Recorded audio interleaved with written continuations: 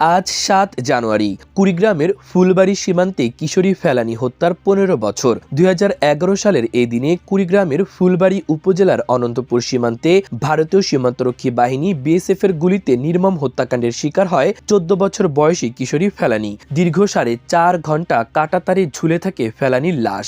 গণমাধ্যম সহ বিশ্বের মানবাধিকার সংগঠনগুলোর তীব্র সমালোচনার মুখে পড়ে ভারত। পরে বিএসএফ এর বিশেষ কোর্টে ২ দফায় বিচারিক রায়ে খালাস দেওয়া হয় অভিযুক্ত বিএসএফ সদস্য অমিয় ঘোষকে। এই রায় প্রত্যাখ্যান করে ভারতীয় মানবাধিকার সুরক্ষা মঞ্চের সহযোগিতায় ভারতীয় সুপ্রিম কোর্টে রিট আবেদন করে ফেলানীর পরিবার। তবে ১৪ বছর পার হয়ে ১৫ বছরে পড়লেও এখনও ফেলানী হত্যার বিচার পায়নি। পিটিশনের ভিত্তিতে কয়েক দফায় শুনানির দিন পেছালেও এখনও আদালতেই ঝুলে আছে বিচারিক কাজ। নির্মম এ হত্যাকাণ্ডের ন্যায় বিচার চায় ফেলানীর পরিবার। ফেলানী নাগেশ্বরী উপজেলার রামখানা ইউনিয়নের কলনিটারি গ্রামের নূর ইসলাম ও জাহানারা দম্পতির ৮ সন্তানের মধ্যে সবার বড় ছিল। পরিবারের অভাব অনটন দূর করতে কাজের সন্ধানে সপরিবারে চলে যান ভারতে। বিয়ের জন্য দালালের মাধ্যমে দেশে ফেরার সময় হত্যাকাণ্ডের শিকার হয় ওই কিশোরী। এখনও ন্যায় বিচারের আশায় অপেক্ষার প্রহর গুনছেন ফেলানীর মা বাবা। ফেলানীর মা জাহানারা বেগম বলেন, প্রতি বছর ৭ জানুয়ারি এলেই ফেলানীর জন্য বুক ফেটে কান্না আসে। ন্যায্য বিচারের মাধ্যমে বিএসএফ সদস্য অমিয় ঘোষের ফাঁসি হলে আত্মা শান্তি পাবে। এজন্য ভারতের উচ্চ আদালতের দিকে তাকিয়ে আছি।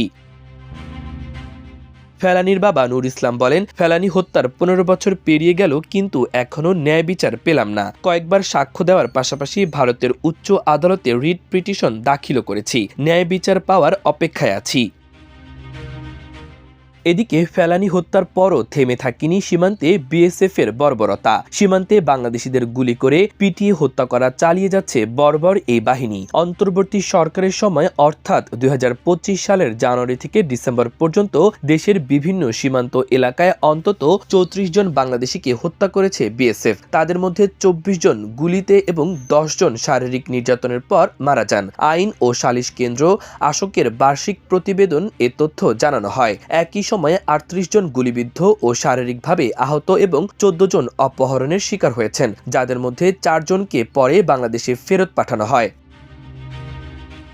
এছাড়া মানবাধিকার সংস্থা human rights support society HRS এর বার্ষিক প্রতিবেদনে বলা হয়েছে, ২০২৫ সালে বাংলাদেশ ভারত সীমান্তে ভারতীয় সীমান্তরক্ষী বাহিনী বিএসএফ এর হাতে গুলিবিদ্ধ হয়ে অন্তত ৩০ জন নিহত হয়েছেন। ২ জনকে পিটিয়ে হত্যা করা হয়েছে। তাছাড়া সীমান্তবর্তী এলাকায় ভারতীয় নাগরিকদের গুলিতে ও হামলায় আরও অন্তত ৭ জন বাংলাদেশি খুন হয়েছেন। সব মিলিয়ে গত বছর ভারত সীমান্তে ৩৯ হত্যাকাণ্ড ঘটেছে। আহত হয়েছেন আরও ৩৯ জন। ২০২৬ সালেও সীমান্তে নির্মমতা চালিয়ে যাচ্ছে বিএসএফ। গত সোমবার চাঁপাইনবাবগঞ্জ সীমান্তে এক বাংলাদেশি যুবককে আটকের পর পিটিয়ে হত্যা করেছে বিএসএফ। এমনকি আজও লালমনিরহাটের হাতীবান্ধা উপজেলার গোতামারি সীমান্ত এলাকায় বিএসএফ এর গুলিতে আহত হয়েছে এক বাংলাদেশি যুবক। তাকে উদ্ধার করেছে বিজিবি। আহত মোহাম্মদ রনি বর্তমানে রংপুর মেডিকেল কলেজ হাসপাতালে চিকিৎসাধীন রয়েছেন।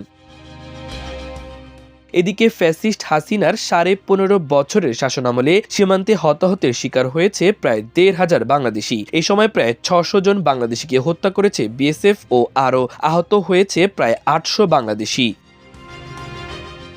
মাল্টিমিডিয়া ডেস্ক, আমার দেশ।